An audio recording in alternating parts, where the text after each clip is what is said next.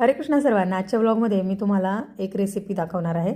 तर मुलांच्या आवडीचा पास्ता बनवलेला. त्यासाठी मी इथं पाणी गरम केलं, त्यामध्ये 1 चमचावर तेल टाकलं होतं आणि मग पास्ता शिजवून घेतला. इथं आता चाळणीत काढून घेतला आहे, म्हणजे एक्स्ट्राचं पाणी निघून जातं.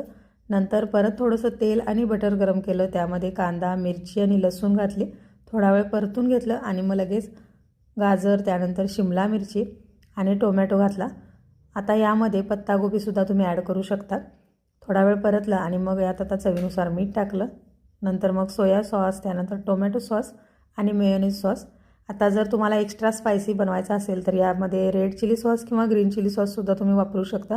नंतर इथं थोडंसं पाणी घातलं आणि मग शिजलेला पास्ता घातला आणि 2 मिनिटं मंद आचेवर याला झाकून ठेवलं आणि खूपच छान झाला होता. मुलांना खूप आवडला.